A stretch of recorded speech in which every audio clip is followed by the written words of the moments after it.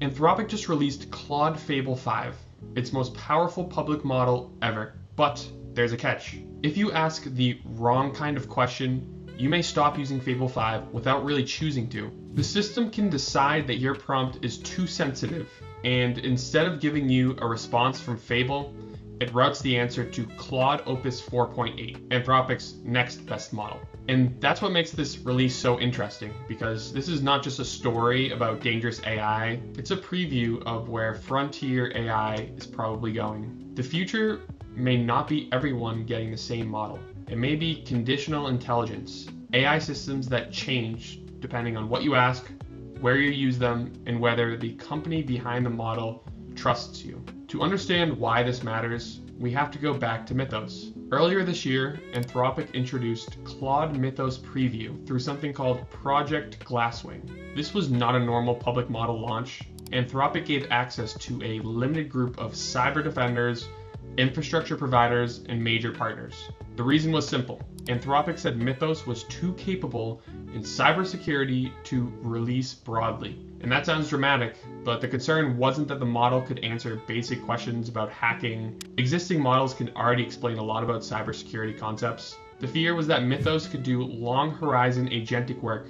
It could help find vulnerabilities, reason through complex software systems, develop exploits, and assist with multi-step technical tasks that previously required very skilled people. That is incredibly useful if you are defending software. It is also incredibly dangerous if you are attacking it. So Anthropic held Mythos back. Then, on June 9th, yesterday, they released Claude Fable 5. And Fable is basically the public version of Mythos class intelligence. Anthropic says Fable 5 is stronger than any model they have previously made generally available. It is designed for long, complex work. Software engineering, research, vision, knowledge work, scientific reasoning, memory-heavy tasks, and agentic workflows, of course. This is the kind of model you would use when you want to hand off a large project, not just ask a quick question. But Fable 5 is not Mythos with the doors wide open. It is Mythos class capability with a safety layer in front of it. And that safety layer has 3 gates. The first gate is prompt classifiers. If Fable detects that your request touches certain sensitive categories, Anthropic can route the response to Claude Opus 4.8 instead. The main categories are cybersecurity, biology and chemistry, and distillation. Cybersecurity is obvious. A model that can help someone patch vulnerabilities can also help someone exploit vulnerabilities. Biology and chemistry are similar. The same reasoning that can help with drug discovery or biomedical research could also potentially help with dangerous biological work. And distillation is a different kind of risk. That is when someone tries to extract the model's capabilities, collect its outputs, and use them to train another model. Anthropic is worried that Fable-level intelligence could be copied into less restricted systems. So if the classifier thinks your prompt falls into one of these buckets, Fable may not answer. Opus 4.8 answers instead. And this is where the second gate comes in, trusted access. Anthropic also has Claude Mythos 5, which is the same underlying model class, but with some safeguards lifted in certain areas. But Mythos 5 is not available to everyone. It is restricted to trusted users, like cyber defenders and infrastructure partners, through Project Glasswing, with plans for broader trusted access programs. That is a massive shift. The future may not be, here's the best model, everyone can use it. The future may be, here's the best model, but different people get different versions of it. And that leads to the third gate, data retention. For Mytho-class models, Anthropic is requiring limited data retention in certain business and API contexts. The basic idea is that some misuse patterns are only visible across many requests. If someone is trying hundreds of jailbreak variations or slowly building toward a dangerous capability across multiple prompts, you may not catch that by looking at one message in isolation. So Anthropic wants the ability to monitor patterns. That makes sense from a safety perspective, but it also creates a privacy and enterprise trade-off.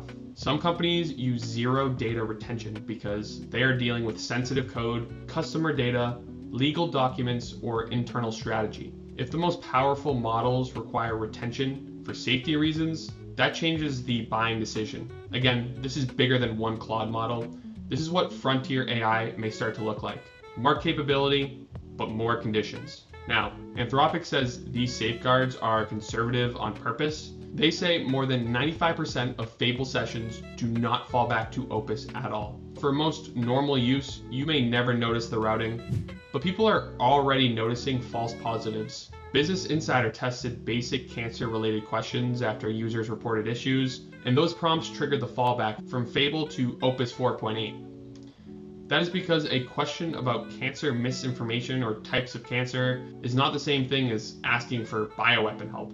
But from the classifier's perspective, it lives near a risky domain. And that is the fundamental problem with dual-use topics. The same category can include harmless education, serious scientific research, and dangerous misuse. If Anthropic tunes the filter narrowly, bad actors may slip through. If it tunes the filter broadly, normal users get caught. And right now, Anthropic is choosing broad. That may be the correct safety decision. There's also a separate controversy around frontier AI research. Anthropic has disclosed limitations around tasks related to developing advanced AI models. Critics argue that this could mean the model becomes less helpful when it detects that someone is doing serious AI research or model development. That changes the debate, because this is not only about bioweapons or hacking, it's also about competition.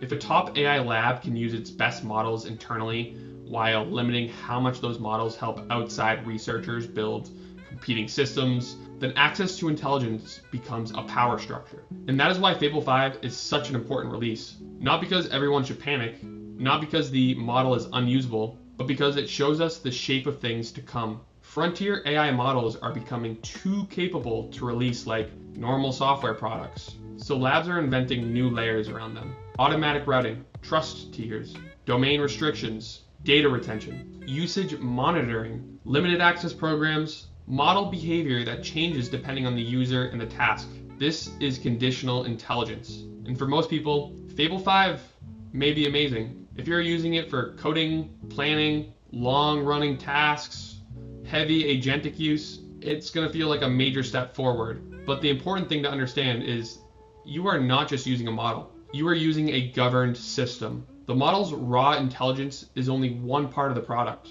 The rest is the cage around it. And maybe that cage is necessary, but if Anthropic is right, then releasing Mythos class capabilities without safeguards could create real risks in cybersecurity and biology. But the cage also creates new problems. False positives, less predictable API behavior, more data retention, unequal access, and a world where the most powerful AI systems are available, but only conditionally. So the question is no longer just, how smart is this model? The question is, when do you actually get to use that intelligence? That is the real story of Claude Fable 5. Anthropic did not just release a powerful model, they released a preview of the next era of AI.